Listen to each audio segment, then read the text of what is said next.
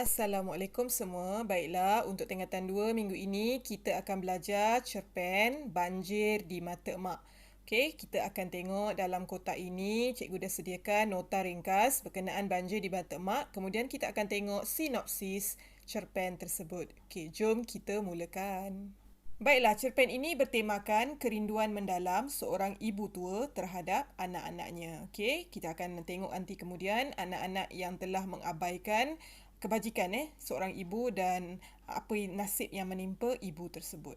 Okey, itu tema. Persoalan pula berkenaan 3 persoalan utama: kasih ibu tidak berbelah bagi, menyesal kemudian tiada gunanya dan simpati yang wujud. Okey, untuk seterusnya kita pergi kepada latar. Ada 3 latar yang perlu kita kaji, iaitu latar masa, latar tempat dan juga latar masyarakat. Okey, latar tempat di mana peristiwa ini berlaku di kampung, rumah saya, rumah Mak Piah dan kawasan tanah perkuburan. Okey, latar masa pula kita ada 4 hari 4 malam. Waktu banjir, selepas banjir dan waktu pagi. Sementara latar masyarakat ada masyarakat kampung, masyarakat prihatin dan masyarakat yang tidak bertanggungjawab. Okey, untuk yang terakhir ialah kita akan kaji gaya bahasa dan nilai murni. Kita hanya perlukan 3 gaya bahasa. Okey, dalam cerpen ini anda akan jumpa banyak sinkop, iaitu singkatan perkataan, repetisi pengulangan perkataan yang sama serta metafora perbandingan. Nilai murni pula ada nilai murni kasih sayang dan keprihatinan.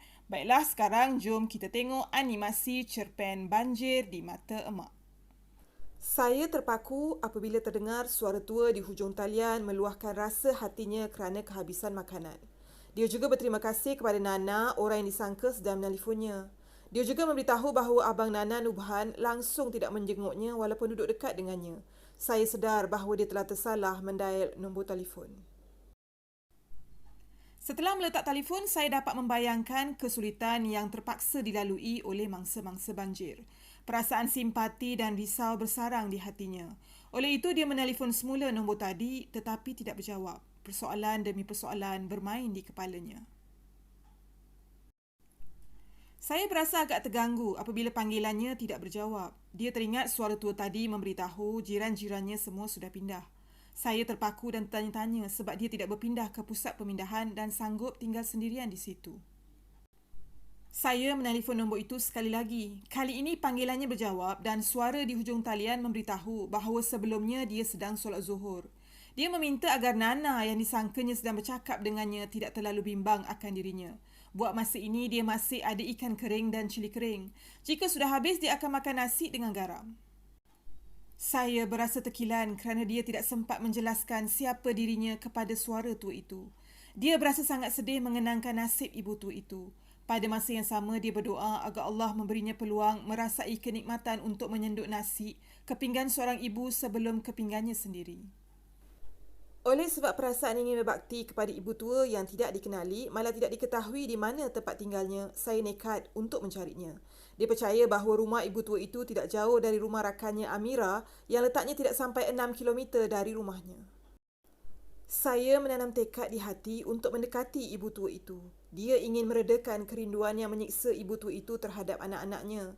Dia berdoa agar Allah memberi perlindungan kepada ibu tua itu. Rindu ibu tua itu sama sarat seperti dia merindui emaknya yang telah meninggal dunia.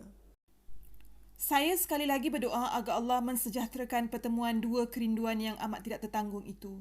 Saya berasa bersyukur apabila dia dapat mencari alamat ibu tua itu melalui buku panduan telefon. Dia menarik nafas lega dan bertanyakan dirinya andai benar dia telah bersedia untuk menghadapi pertemuan itu. Apabila tiba di kampung itu, 2 orang remaja yang sedang bermain sampan hingga ke jalan besar memberitahu bahawa Nek Piah memang tidak pindah. Mereka bersetuju untuk menghantarnya ke rumah ibu tua itu yang kini diketahui namanya sebagai Mak Piah. Setelah memberi salam kali ketiga, barulah ibu tua itu membuka pintu. Mak Piah kelihatan bingung kerana didatangi wajah yang tidak pernah dikenalinya. Saya membiarkan ibu tua itu menyelongkar mencari jawapannya sendiri. Ketika sedang menghidangkan makanan, Mak Piah bertanya sama ada Nana yang menghantar saya untuk datang ke rumahnya. Saya terpaksa meneruskan pembohongan kerana tidak mahu menghampakan keyakinan di hati ibu tua itu. Mak Piah terus bertanya tentang Nana dan anak-anak serta suaminya. Saya bertanya sebab Mak Piah tidak mahu berpindah ke pusat pemindahan. Mak Piah menjelaskan bahawa dia kerap kencing dan kadang-kadang tidak sempat ke bilik air. Dia tidak mahu lagi menghadapi keadaan yang sama dan menjadi bahan caci dan umpat orang lain seperti tahun sebelumnya.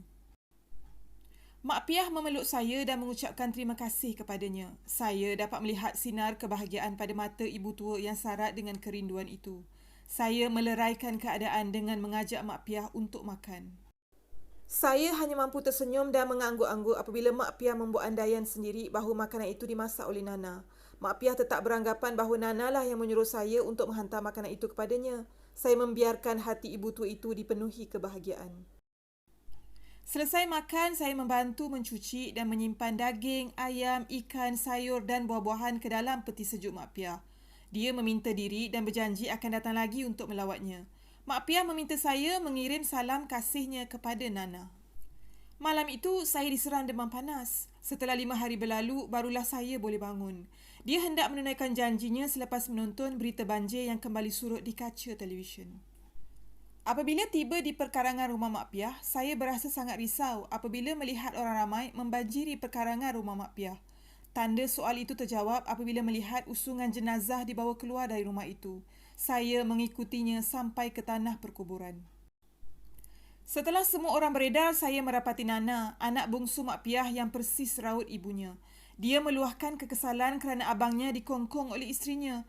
Dia pula tidak diizinkan oleh suaminya untuk membantu emaknya membersihkan rumah selepas banjir. Ibu tua itu dikhabarkan tergelincir dan kepalanya tercedera. Setelah tubuhnya kaku, barulah jenazahnya ditemui tetangga.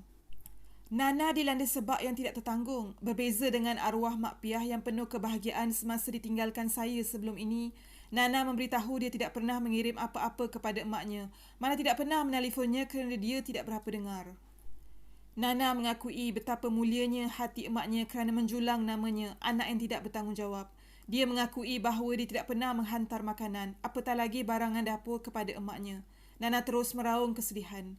Dalam keterharuan mengenang kebahagiaan Mak Piah di hujung usianya, saya memimpin Nana keluar dari kawasan perkuburan.